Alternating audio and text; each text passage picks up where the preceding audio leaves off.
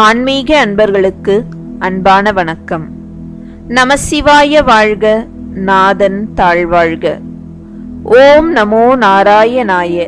இன்று மார்கழி 6ஆம் நாள். திருப்பாவை மற்றும் திருவெம்பாவையின் 6வது பாடலையும் அதற்கான விளக்கத்தையும் இந்த பதிவில் பார்ப்போம். திருவெம்பாவை பாடல் 6. மானே நீ நென்னலை, நாளை வந்து உங்களை நானே எழுப்புவன் என்றலும் நானாமே போன திசை பகராய் இன்னம் புலர்ந்தின்றோ. வானே நிலனே பிறவே அறிவறியான், தானே வந்து எம்மை தலையளித்து ஆட்கொண்டருளும். வான்வார் கழல் பாடி வந்தோர்க்கு உன் வாய் திறவாய், ஊனே உருகாய் உனக்கே உறும் எமக்கும் ஏனோர்க்கும் தம் கோனை பாடேலோர் எம்பாவாய். சென்ற பாடலில் அன்பால் நினைத்து உள்ளம் உருகி நிற்பவர்களுக்கு இறைவன் தானே வந்து அருள் செய்து ஆட்கொள்வான் என்று உணர்த்திய மணிவாசகப் பெருமான் இப்பாடலில் நாம் இறைவனை நினைக்காமல் மாயையில் சிக்கிக் கொண்டிருந்தாலும் அவர் தாமே வந்து நம்மை தலையளித்து ஆட்கொள்வார் என்பதை உணர்த்துகின்றார்.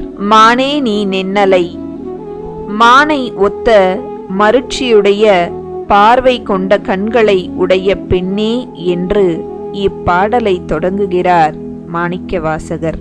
மான் போன்ற கண்களை உடைய பெண்ணே, நாளை நானே வந்து உங்கள் அனைவரையும் எழுப்புவேன் என்று அச்சமின்றி சொன்னாயே, அந்த வார்த்தைகள் எங்கு போயின? இதுபோல் நீ பலமுறை கூறிவிட்டாய். போனதெல்லாம் போகட்டும், இப்போது நான் சொல்வதை கொஞ்சமாவது காது கொடுத்து கேள் என ஒரு தோழி வீட்டில் உறங்கிக் கொண்டிருக்கும் மற்றொரு தோழியை பார்த்து கேலியாகச் சொல்கிறாள். வானோர்களும் பூலோகவாசிகளும் எளிதில் அறிந்துவிட முடியாத எம்பெருமான் தானே வந்து அருள் புரிய நமக்காக காத்து கொண்டிருக்கிறார். அவரை தரிசனம் செய்ய வேண்டும் என அவரது மலர் பாதங்களை போற்றி நாங்கள் காத்து கொண்டிருக்கிறோம். ஆனால் நீயோ இன்னமும் கதவினை திறக்காமல் உறங்கிக் கொண்டிருக்கிறாய். இது உனக்கு தகுமா? எனவே இந்நிலையினை உடனே விட்டொழித்து நமக்கெல்லாம் தலைவனாயிருக்கின்ற சிவபெருமானை பாடுவாயாக என கேட்டுக்கொள்கிறார்கள். தானே வந்தெம்மை தலையளித்து ஆட்கொண்டருளும் வான்வார் கழல். இந்த அடிகளை நாம் சற்று சிந்தித்து பார்த்தால் இது நமக்கு நம்பி ஆரூரர் வரலாற்றை நினைவுபடுத்துகிறது. புத்தூர் பெண்ணை மனம் முடிக்க இருந்த சுந்தரரை வெண்ணெய் நல்லூர் பித்தனாய் வலிய வந்து ஆட்கொண்டதை நாம் இங்கு நினைவு கூறலாம். எனவே தானே வந்து தலையளித்து ஆட்கொள்ளுதல் என்பது சிவபெருமானின் தனிப்பெரும் கருணையுள் ஒன்று. ஆக இப்பாடலின் தத்துவ விளக்கம், நம் மனம் எப்போதும் உறுதியற்ற நிலைப்பாடுகளை எடுக்கும். நாளை முதல் நான் உறுதியாக இறைவனை பற்றி நிற்பேன் என்று சொல்லும். ஆனால் மறுநாளே சோம்பலில் தோய்ந்து நம் முடிவுகளை நாமே பின்பற்றாது இருப்போம்.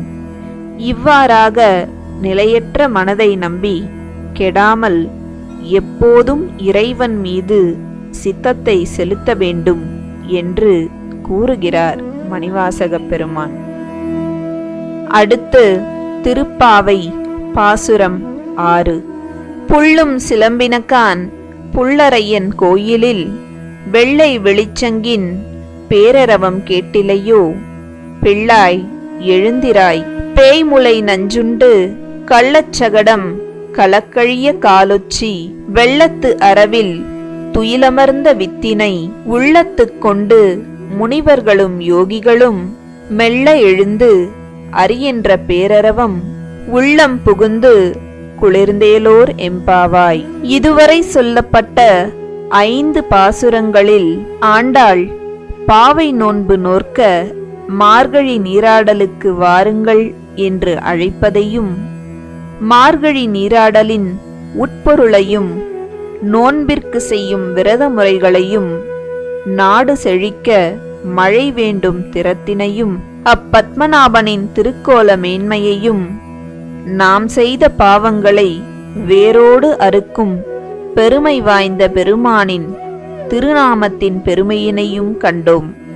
இனிவரும் இந்த 6ஆம் பாசுரம் முதல் 15ஆம் பாசுரம் வரை உள்ள இந்த 10 பாசுரங்களில் முன்பே எழுந்துவிட்ட பெண்கள் இன்னும் உறக்கத்தில் இருந்து எழாமல் இருக்கும் பெண்களை எழுப்பும் காட்சியினை கேட்க இருக்கிறோம்.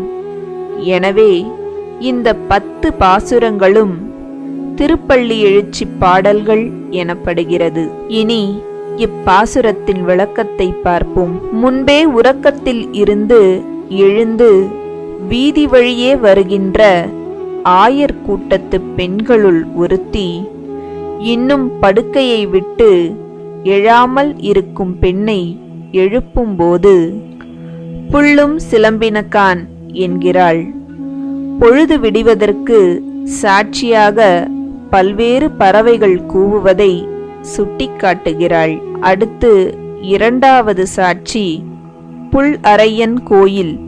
கருடனுக்கு அரசனான திருமாலின் கோயிலில் வெள்ளைச்சங்கை ஊதிக்கொண்டிருக்கிறார்கள்.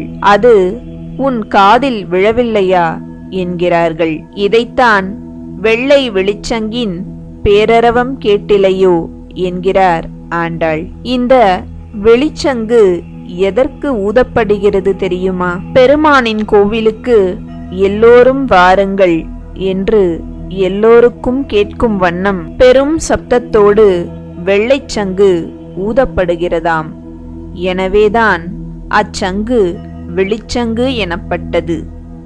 இவ்வாறு கோவிலில் சங்கு முழங்குகின்ற ஓசை உன் காதில் விழவில்லையா என்று வெளியில் கூட்டமாக இருப்பவர்களுள் ஒரு பெண் கேட்கிறாள். அதோடு மட்டுமல்ல, பார்க்கடலில் ஆதிசேஷன் மீது துயில் கொள்ளும் மூலப்பொருளை முனிவர்களும் யோகிகளும் தம் உள்ளத்திலே நிறுத்தி ஹரி ஹரி என்று அவன் நாமத்தை சொல்லுவது உன் காதில் விழவில்லையா என்றும் கேட்கின்றனர். இப்பாசுரத்தில் கண்ணபிரான் தன் இளம் வயதில் நிகழ்த்திய சில அற்புத செயல்கள் சொல்லப்பட்டுள்ளது. கண்ணனால் தனக்கு அழிவு என்பதை உணர்ந்த கம்சன் கண்ணனை அழிக்க பல முயற்சிகளை மேற்கொள்கிறான். முதலில் பூதனை என்ற அரக்கியை அனுப்பி அவளை கொண்டு பாலூட்டச் சொல்லி கண்ணனை கொல்லச் சொல்கிறான். ஆனால் கண்ணனோ பாலை குடிப்பது போல் நடித்து அவ்வரக்கியை கொன்று விடுகிறான். அடுத்து சகடாசுரனை அனுப்புகிறான். அவனோ கள்ளத்தனமாக வண்டி வடிவில் வருகிறான். அவனை தன் காலால் உதைத்து அழிக்கிறான் கண்ணன். பார்க்கடலில் ஆதிசேஷன் மீது படுத்து கொண்டிருக்கிறான் இப்பாரளந்த பரந்தாமன். அரிதுயில் கொண்டிருக்கும் அப்பரந்தாமனை முனிவர்களும் யோகிகளும் வைகரையில் துயில் எழுந்து ஹரி ஹரி என்று சொல்லும் பேரொளி உன் உள்ளத்திலே புகுந்து அதனால் உன் உள்ளம் குளிர்ந்து எழுந்து வருவாய் என்று தன் தோழியை எழுப்புகிறார் கோதை. இப்பாசுரம் மூலம் நாம் அறியப் பெறுவது என்ன? எம்பெருமானின் பக்தர்கள் மற்றும் ஆச்சாரியர்களை அடைந்து அவர்களிடம் ஞானத்தையும் அதனை நடைமுறைப்படுத்தும் வழிமுறைகளையும் அறிந்து கொண்டு எம்பெருமானின் துணை கொண்டு அவனது திருவடியை பற்றி தொண்டு செய்வதே நமது இலக்காக இருக்க வேண்டும் என்பதை இப்பாசுரம் நமக்கு உணர்த்துகிறது. இந்த வீடியோ உங்களுக்கு பிடிச்சிருந்தா லைக் பண்ணுங்க, ஷேர் பண்ணுங்க, கமெண்ட் பண்ணுங்க, மறக்காம நம்ம சேனலுக்கு சப்ஸ்கிரைப் பண்ணுங்க. நன்றி.